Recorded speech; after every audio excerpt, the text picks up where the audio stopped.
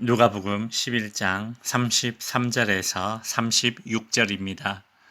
누구든지 등불을 켜서 속에나 말 아래에 두지 아니하고 등경 위에 두나니 이는 들어가는 자로 그 빛을 보게 하려 함이라. 네 몸의 등불은 눈이라. 네 눈이 성하면 온 몸이 밝을 것이요 만일 나쁘면 네 몸도 어두우리라. 그러므로 네 속에 있는 빛이 어둡지 아니한가 보라. 네 온몸이 밝아 조금도 어두운 데가 없으면 등불의 빛이 너를 비출 때와 같이 온전히 밝으리라 하시니라. 아멘. 저는 어릴 때 외딴 집에 살았습니다. 그래서 제 기억에 초등학교 2학년 때쯤에 전기가 들어왔던 것으로 기억합니다.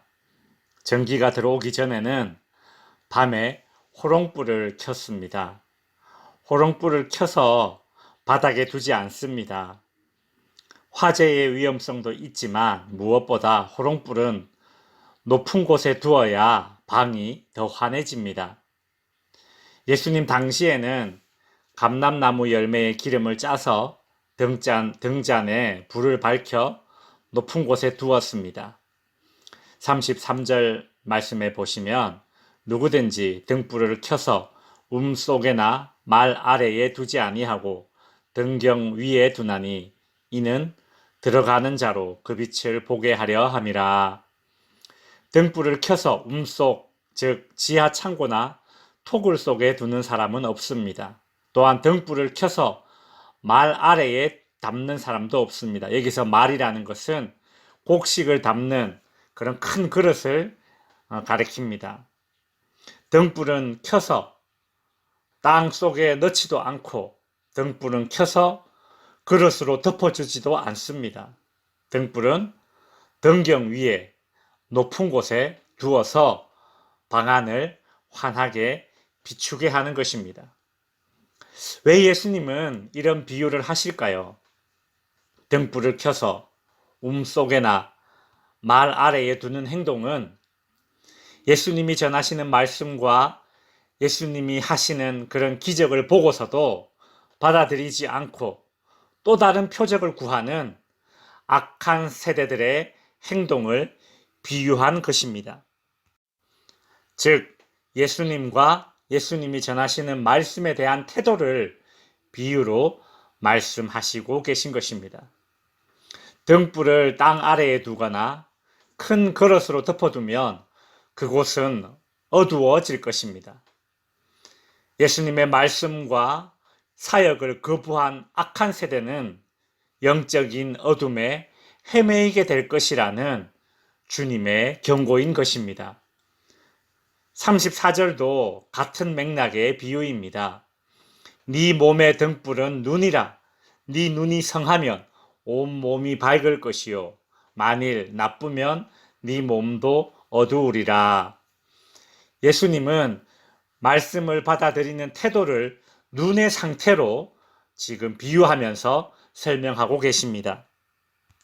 눈이 성하면, 즉 말씀을 받아들이는 태도가 좋으면 온 몸이 밝을 것이요, 즉 그 사람의 행동이 옳을 것이요, 반대로 눈이 나쁘면, 즉 말씀을 받아들이는 태도가 나쁘면 네 몸도 어두우리라. 즉 그 사람의 행동도 어두운 행동, 즉 나빠질 것이다 라고 비유로 말씀하신 것이죠.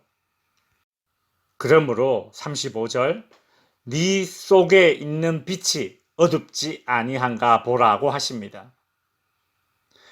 너의 말씀을 대하는 태도를 살펴보아라는 것입니다. 예수님은 표적을 구하는 악한 세대들에게 말씀을 대하는 태도를 점검해 보라고 말씀하십니다. 36절 말씀. 네 온몸이 밝아 조금도 어두운 데가 없으면 등불의 빛이 너를 비출 때와 같이 온전히 밝으리라 하시니라. 예수님과 복음에 대한 말씀에 내가 어떻게 반응하느냐에 따라 그 사람이 하나님의 빛 가운데 살아가는 인생이 되느냐, 혹은 빛이 없는 사탄의 어두운 속박에 살아가는 인생이 되느냐가 결정되는 것이죠. 말씀을 마칩니다. 시편 119편 105절 말씀에는 주의 말씀은 내 발의 등이요 내 길의 빛이니이다고 하였습니다. 주님의 말씀은 진리의 빛이고 그 주님의 말씀을 대하는 우리의 태도는 그 빛을 볼 수 있는 눈입니다.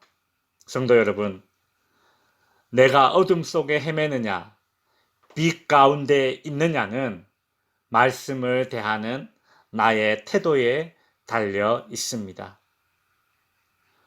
앞길이 막힌 것 같고 캄캄할 때에 하나님께 또 다른 표적을 구할 것이 아니라 설교를 듣거나 말씀을 묵상할 때에 그 말씀의 빛이 내 영혼을 비춰주시고 그 말씀의 빛이 내 인생의 앞길을 환히 비춰달라고 기도하시는 성도님들이 되시기를 주님의 이름으로 축원드립니다.